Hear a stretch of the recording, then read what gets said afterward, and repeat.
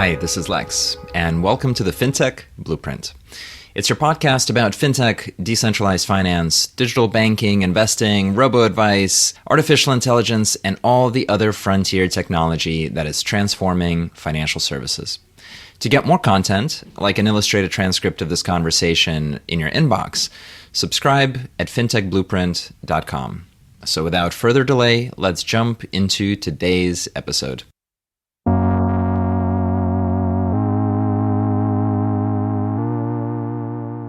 Hi, everybody, and welcome to today's conversation. I'm really excited today to welcome Mark Aubrey, who is the Chief Executive Officer of Catheon Gaming, a really fascinating blockchain-based gaming and entertainment company.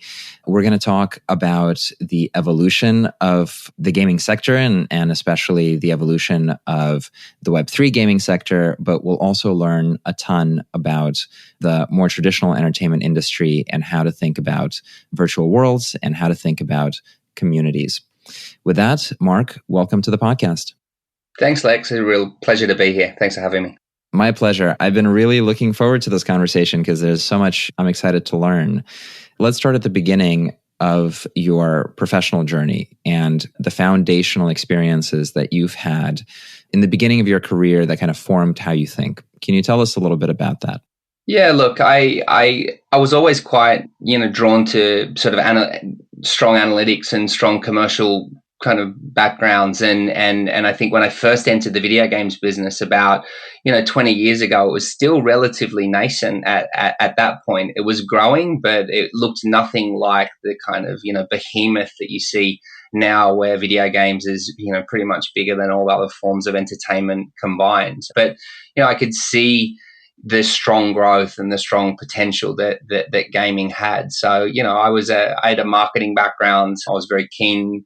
I didn't at the time even really know roles existed in the video games industry, but I was lucky enough to get a role with Activision and managed multiple of their key franchises on PC and console that led to carving out a career, over the next 20 years, from marketing with Activision, working on LucasArts.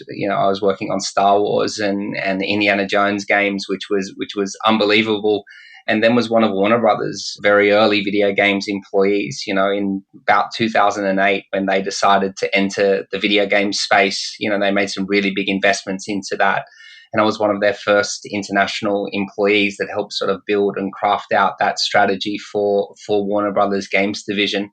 I took a bit of a pivot and spent a couple of years in casino gaming, which was the same but slightly different, and then the last 7.5 years I've been at Activision Blizzard running Activision Publishing and Blizzard Entertainment's, go-to-market and commercial operations, thinking about communities of players, across the region. I oversaw the Asia Pacific organization. So all of our teams across Asia, huge communities of players across some of the biggest franchises in entertainment and in video games. And so through that, it was a huge learning experience for me, both as a marketeer and later as a sort of more general manager, managing director. And, I think now looking towards Web3 and blockchain gaming and this exciting new world, I was really excited to take on this challenge, as I really think this is a massive evolution or the next major evolution for the video game space. That's fascinating stuff. I want to start us really, really narrow and then kind of build up to the portfolio or the global level, sort of similar to the trajectory of your career. I want to start with just a very naive question to get our definitions, which is, in your view, what is a video game? And when you were just joining the industry for the first time, you were excited about it. In your mind, can you describe what is a video game? What is the purpose of it? Who is it for? How is it made? Yeah, I think if I could put that into its most narrow form, it's of course entertainment. So it has to be fun. But I believe probably the interactive nature of video games, probably the word that comes to mind for me is escapism.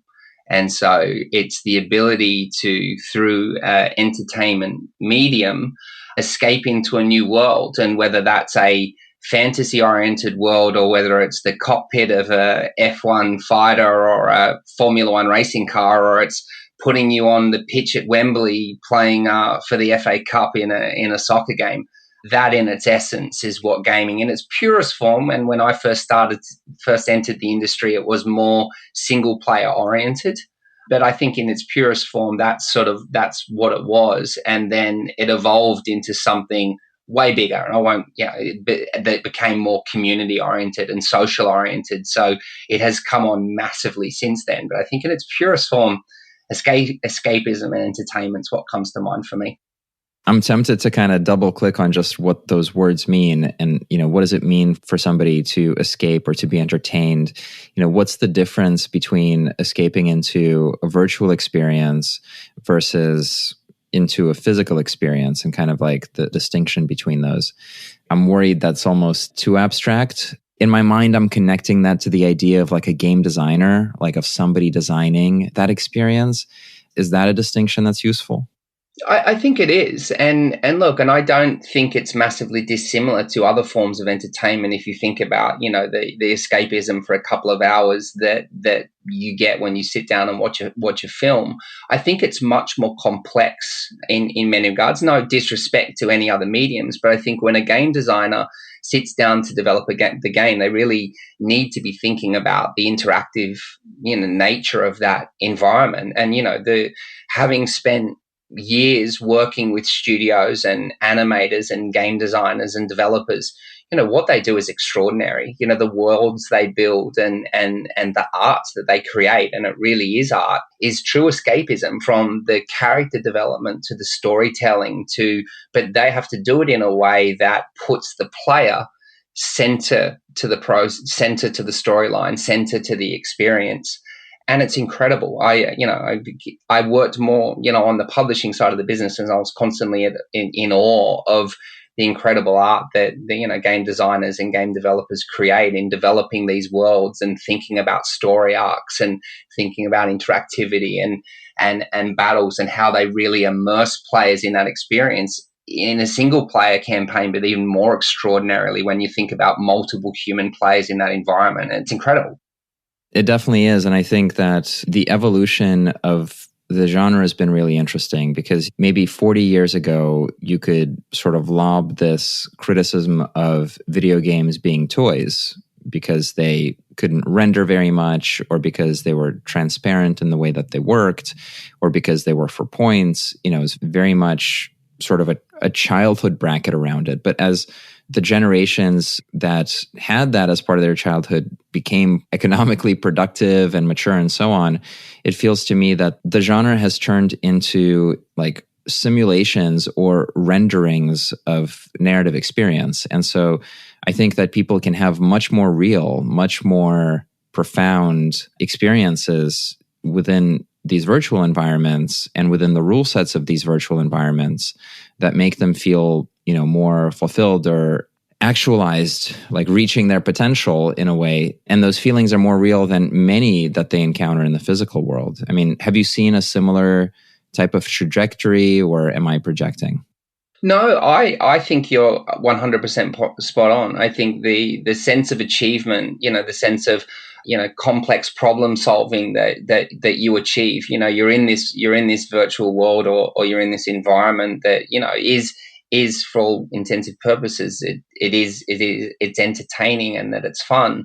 But you are, you're being challenged in multiple different ways. You're being asked to think about things differently, and the sense of achievement, the emotional attachment, that you get to the characters elicits, all sorts of emotions. And I think that is the beauty of video games. And it's been incredible, over 20 years to see how much they've evolved. I mean, it was a constant battle, very early on in the industry. It was very much seen as though it was kids play, yet, internally in the industry, we knew the average age of a gamer was actually over 30.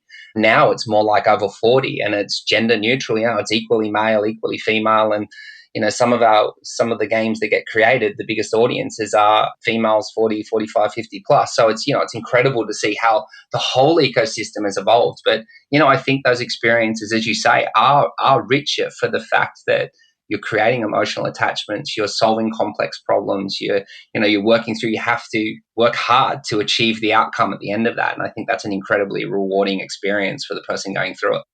Let's talk about the business of publishing and your role of running a portfolio of various titles. Can you flesh that out a bit? Like, what was that like? And how did you think about maybe the economics of it or what it meant to grow it? Like from a business perspective, what was your experience? Over the years, it changed a lot as video games changed, because, in the early days, it was all about how many boxes you sold, right? You would release a game, it would sell for $60 US, equivalent all over the world. And you measured success based on how many boxes went out the door. And, our job was to, market and publish and build sort of go-to-market plans that would, create hype and buzz and excitement for those games.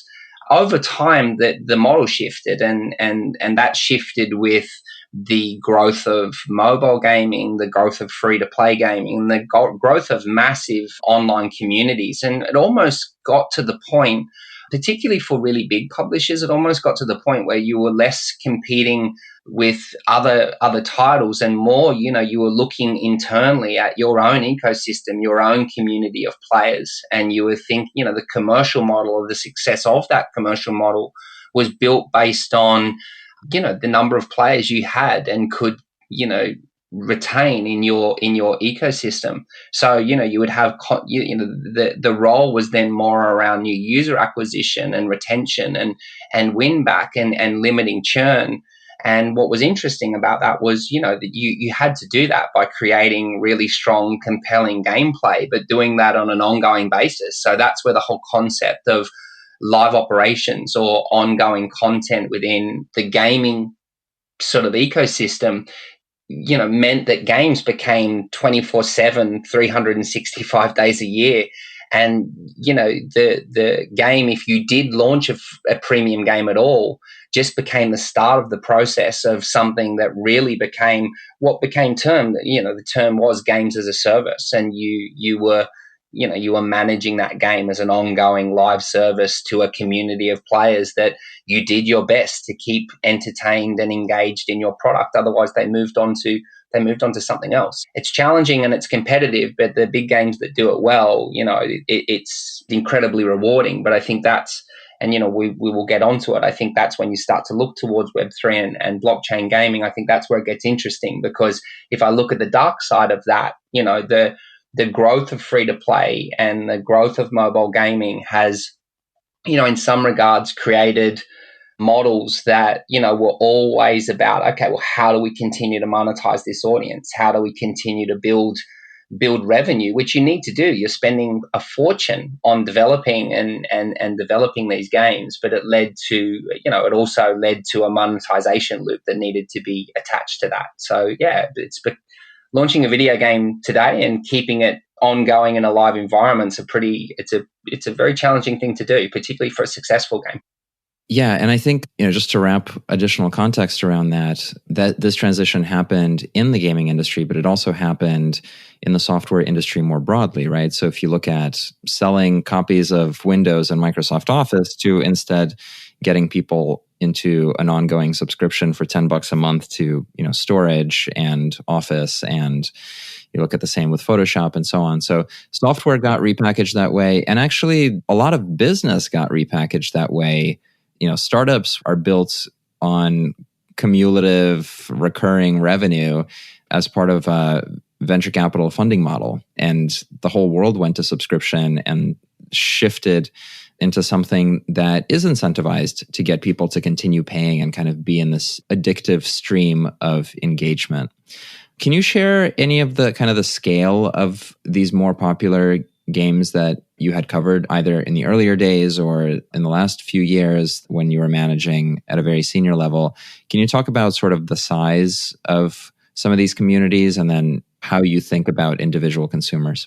Some of these communities they're in the tens of millions of players. And, and the way that you would serve that community, I think, I can't remember the exact number, but at the time I left Activision Blizzard, I believe across their portfolio they had something like 400 million monthly average users there or thereabouts across their portfolio of games. So it's an enormous audience of players, and depending on what game they were in, whether it was Call of Duty or World of Warcraft or Overwatch or Candy Crush or whatever, you had very different tactics and very different approaches to those audiences. But you're dealing with, and that's just within Activision Blizzard's portfolio. If I look to Roblox, if I look to Fortnite, if I look to League of Legends, you're dealing with audiences that are in the tens, if not hundreds of millions of players worldwide. These are enormous audiences, huge.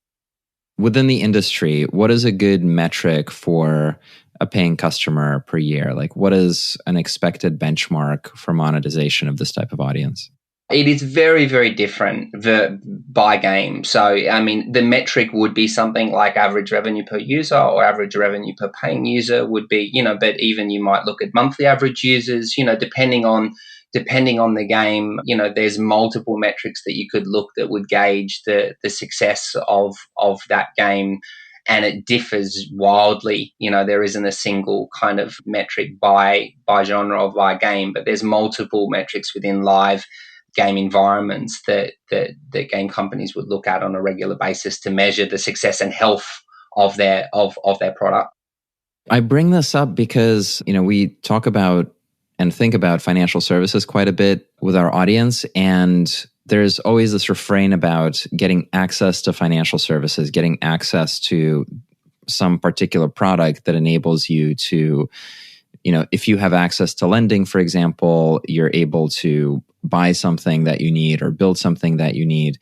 There's been this trend of similarly creating these subscription flows that get people kind of plugged in and engaged into various ecosystems with capital in them. And to me, like, the entertainment experience has gotten around to a really similar place, which is why we'll get into, Catheon and blockchain and metaverse stuff. It's gotten to a similar place, into a similar shape, which is these aren't games in the sense that you are, you want to put a quarter into a machine and make a ball go around.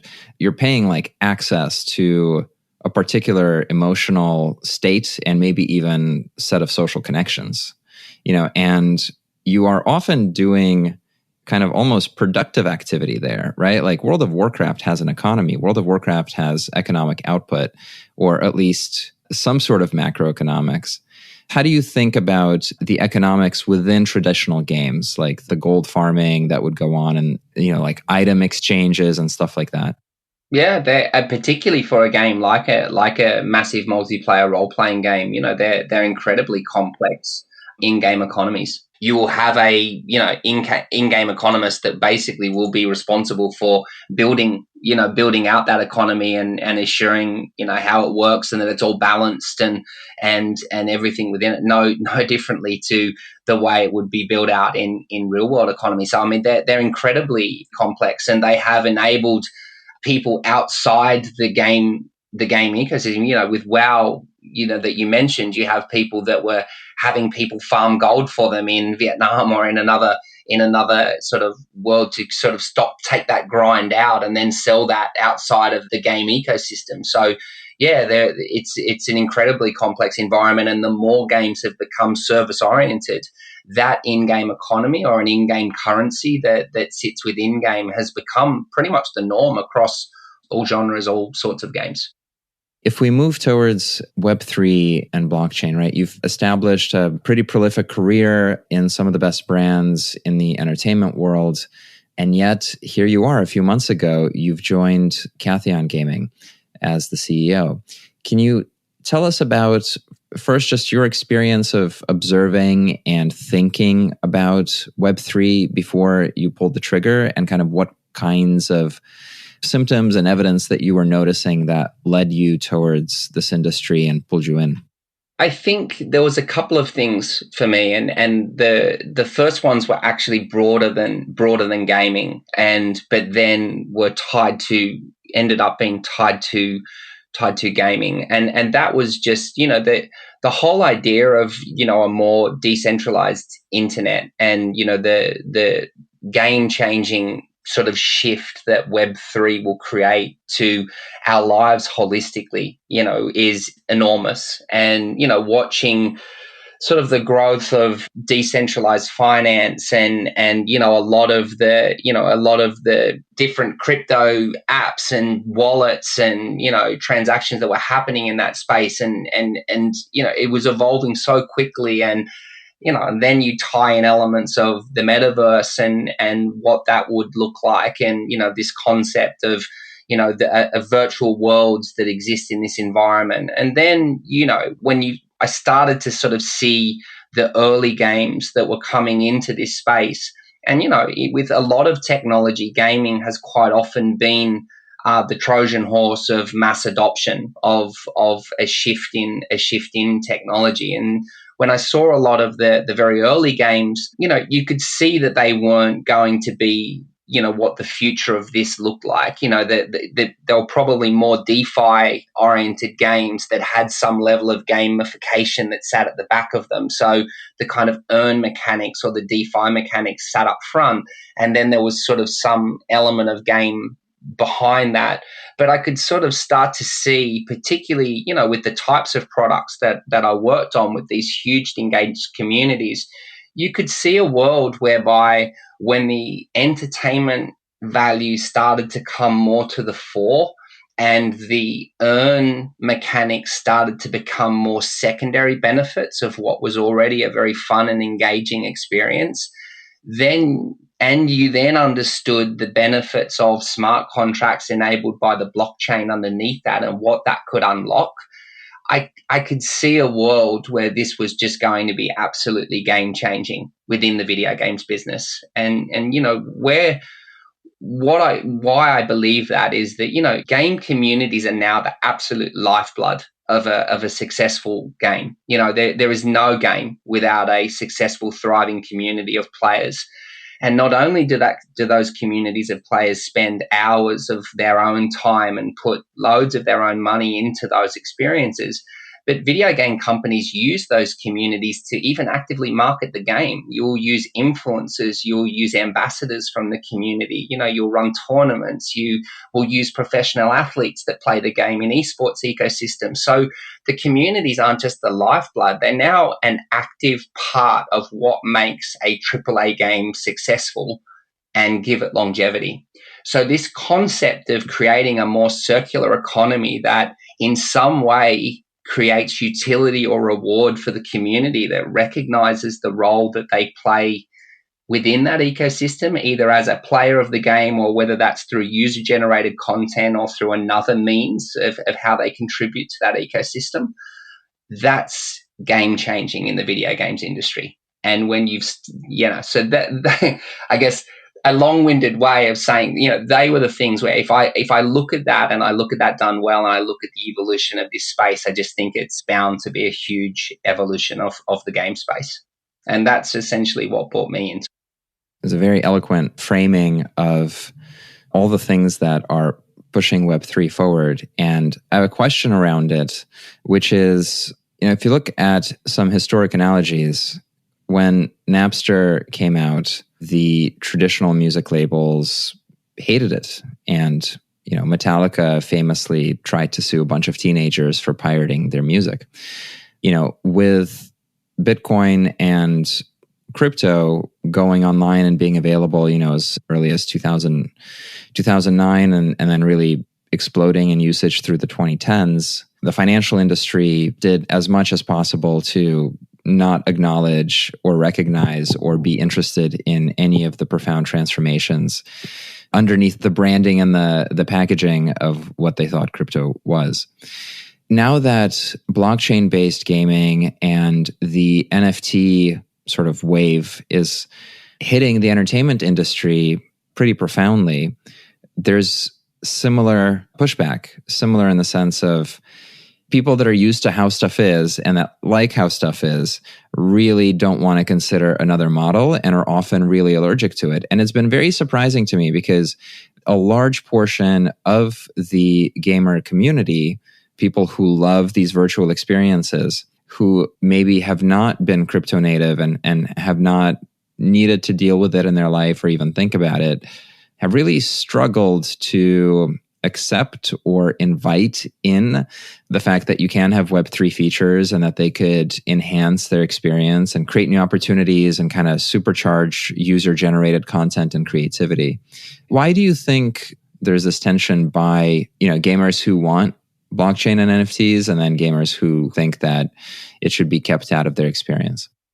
Yeah, I think it's a great question, and I think the analogies you drew are perfect. Because if your business model is predicated on selling CDs that have got 13 tracks on them, from Metallica, and Spotify comes out and says, hey, just stream this music for free, it fundamentally disrupts the business model. And you're seeing the same thing here. So I'll answer the question in two sides. I think from a core publisher side, if I think publishers are watching the space, but when you 100% control the in-game economies and the whole flow of revenue from the business is one way, there's no immediate desire from a publishing perspective or a development perspective to go, hey, yeah, look, let's go and share elements of our ecosystem and share this with communities of players and provide some level of utility back. So it's natural there that there's going to be a bit of a wait and see approach. I think on the player side, a lot of education is required to the benefit, but I don't blame player communities because if we're being honest, they've been burned. Modern free to play mechanics that sit in the game, kind of, you join, you play, you come into a game for free.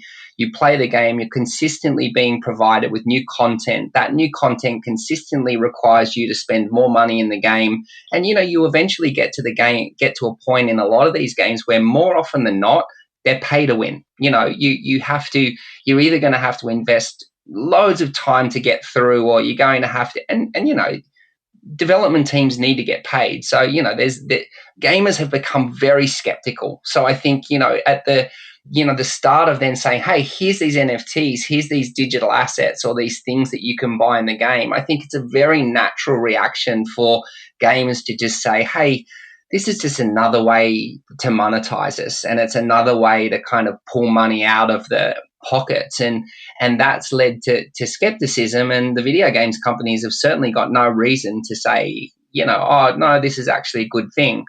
I think once you start understanding the benefits and once you start talking about the ability to have true ownership, thinking about interoperability, and the way that could exist inside some games, even outside, blurring the lines between physical and real world. And if you think about the true ability to own an asset that you can buy, sell, and trade in games. So if you don't want to play a game anymore, you get something back for the contribution and the hours and the money that you've put into the game by trading those assets. And then when you think about the whole world of user-generated content, some of the biggest games in the world have been built out of modifications to games. So if you think about potentially open source ecosystems that allow user-generated content, and if that user-generated content becomes successful, then the community that developed it, or the player that developed it, and the developer, they both benefit from that. And via the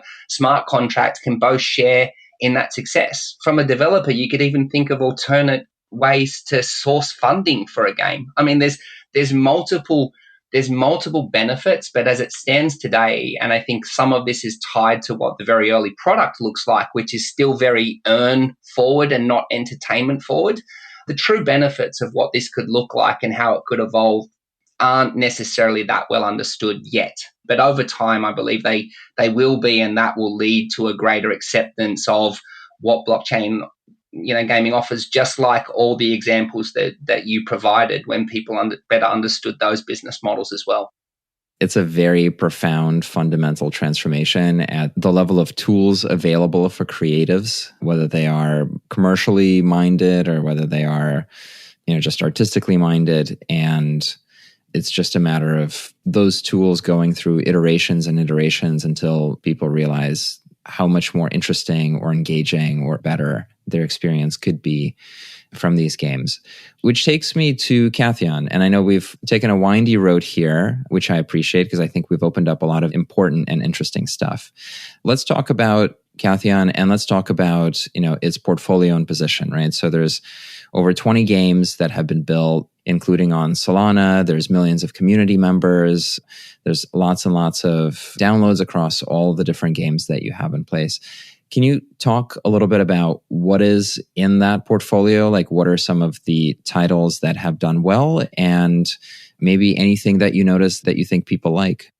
We have a couple of our own games as well, which are 100% owned IP. So, we're developing Soul Chicks, which is our game that, is currently still in development, planned to release toward the end of this year. But then alongside that, as you mentioned, our thesis was, developing new games and developing new IPs. It's both challenging and it's risky. It's not easy to do, and a lot of those games take 3 to 4 plus years to develop to have a really strong proposition. So, what we've done at Catheon is identified a number of sort of Web2 properties with existing user bases. There's over of the games that we've signed up so far, and it's about 25 at the moment, and there's hundreds of additional discussions in place.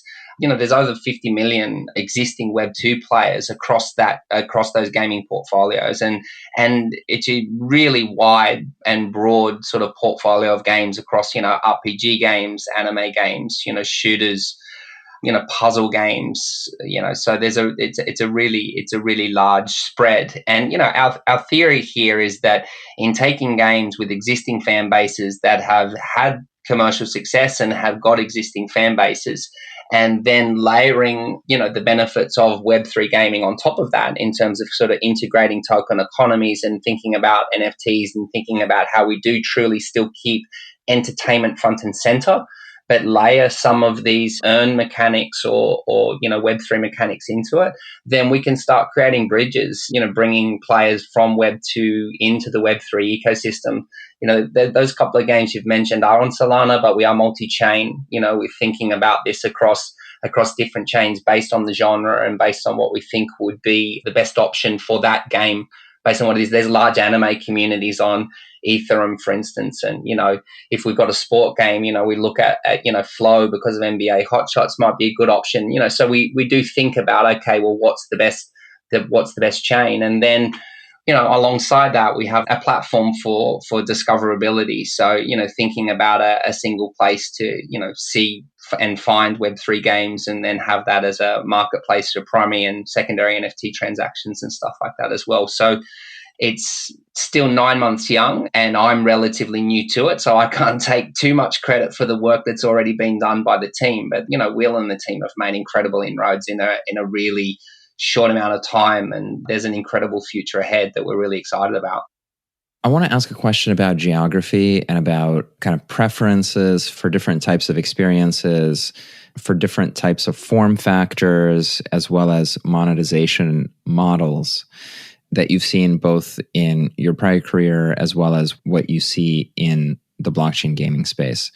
So for example, the behavior patterns in Asia versus the West around, free-to-play games or mobile games, and not putting up with, but being familiar with the pay-to-win model, right? Playing for free, but then spending money within the game. And then, of course, the Axie experience, right? With Axie being very popular in the Philippines to a pretty kind of unnatural degree. Can you take that lens geographically and maybe talk about the different behaviors that people have and kind of what implication you see in terms of Web3 adoption as well? There is differences, although you are seeing, in multiple fronts, you are seeing a lot of sort of global convergence of tastes and trends. But particularly a lot of the world's video game trends have been born out of Asia. And so, free to play, mobile, and even sort of mid-core mobile gaming and a lot of those things. And I think we're seeing the same thing with Web3. There's a greater resistance to blockchain gaming in sort of the more traditional Western and European markets than there is to Asia. Not that Asia's probably a little too, I'm being a little too specific. Even markets like LATAM as well, are similar. But that's where you're seeing a lot of the trends and a lot of the pickup. On the pay to win piece, I don't really think it is. There's a greater acceptance of it in Asia, but even in Asia, it's not really that accepted. A pure pay to win game will still be rejected like it would be in Western markets. So the monetization or of the different markets, you tend to find that, in Asia, it's a little bit stronger in terms of average revenue per player. There's high disposable income in some markets like Japan and Korea, for instance. So, they're more willing to kind of buy in-game items and things like that. But, it's not massively dissimilar around the world. I think on your Axie Infinity example, it's an interesting one. I don't think that was a sustainable business model. And I think, that play to earn business model that has the earn mechanic sitting right at the front, you could see what happened with Axie Infinity. It pushed up the price of the token, it pushed up the price of the NFTs, and that basically crowds out any new user acquisition that comes into the market. And that basically breaks a game. That creates an unsustainable economy because any successful game has a circular or a virtual cycle in the economy whereby as players churn out, ideally you are being able to bring new user acquisition in. And when you have, really high prices of entry that have been borne by inflationary pressure, then that's where the whole system breaks. What I find interesting about that model, though, because some people say, hey, well, the gameplay's, not that exciting. But, in some of the more emerging markets, you also have to keep in mind that, and I think this is a nuance that also existed in my old role, that the technology is not the same. People don't necessarily have high-spec computers or consoles or really high-spec phones. So the idea of there being a proposition in emerging markets that's actually slightly more simplified gameplay, but that actually works for those audiences and builds audiences of players that actually do enjoy that experience and then can get some benefit of monetizing from that experience. I think that's probably why you've seen those games be successful in those markets. Not everybody's got high-spec machines that can play high-spec games. And, so I think it'll be interesting to see the way the space evolves. If all this stuff works, if we are in a world where there's lots of computational blockchains, where they're very performant and they can render the economic underpinnings of all these worlds and they can keep track of all the items and so on, assuming all that stuff works, which of course is a silly assumption to make without more caveats, but assuming that works, how do you see a player interact with games and virtual worlds? How do you see, NFT objects travel in or between these worlds? Like, what do you expect to happen to in-game items? Paint a picture of the possible here, if this comes to fruition, because I think it's more than, merely another monetization lever. Like, what happens to avatars and identities if this stuff comes together? Yeah, I mean, there's so many ways that this could play out, but let me sort of hypothesize on it a little bit. I think the true interoperability, there's a long way to go. Like the idea that you can pick up acquire a sword and level it up in one game and then go and drop that down into another game and have it. I think the balancing that occurs within in-game economies and environments and maps is so delicate that that's going to be really tricky. Over time, it may end up being solved for, and it might be something that you see, between games of the one studio or games built on the same engine, or if they're all built on Unity, there might be a way to solve around it. But I think that part of it's really, really quite complex. But I think if you think about this in terms of, a couple of things, the game could, an item in a game, for instance, or earning in one game could perhaps create some type of benefit or level up in another game, even if it's not the same item exactly. There could be really strong collectability around the items in a game. I think I I forget where I read it, but I read, someone drew the analogy of, imagine if you could buy the NFT of the very weapon that your favorite esports athlete used to fire the shot in the Call of Duty World Championships to win the championship. And, they signed the weapon and you had that weapon as an NFT. That's got huge collectability and huge value that would be able to be used as an in-game item, but would also, regardless of what happened with Call of Duty, would have, it'd have utility outside that ecosystem as a true collectible item. And then I think what you'll see is, companies start to get really clever about how they even potentially merge the real world with the virtual world. If I draw an example of, say, hey, imagine Fortnite as a game, hugely popular, people love the cosmetics in the game and building their characters up and all that kind of stuff. Imagine it was in a sort of play to earn mechanic, and you had a sports brand, like Nike, for instance, that created a super limited edition pair of sneakers, but then had an NFT that went with those sneakers. And let's just say that NFT gave you the same pair of sneakers in Fortnite. And so you could wear those shoes in Fortnite. Over time, that digital pair of sneakers has probably got infinite more value than the actual physical pair do, but you'll start to see some really interesting, perhaps, collaborations happen between the real world and the virtual world. I think there's multiple ways under which you could see this play out, and I don't think any of us really have the answers to that yet, but I think it's super exciting. It's going to be fun to work it out and see how it evolves. It's an absolutely fantastic space, and there's so many unanswered questions, which is, of course, what makes it interesting and promising. Mark, thank you so much for joining us today. If our audience wants to find out more about you, about Catheon, where should they go? Yeah, I mean, CatheonGaming.com has everything that you could find about the company. Otherwise, you can look me up at LinkedIn. My Twitter's at Mark Aubs, Mark AUBZ. So yeah, happy to engage. But great to catch up, Lex. Thanks for taking the time. My pleasure. Thanks again. Thank you. Hi, everyone. That's it for this week's episode of the Fintech Blueprint. For more technical deep dives into all things fintech and decentralized finance, check out fintechblueprint.com and grab a free subscription to the newsletter. This is Lex, and I'll see you next time.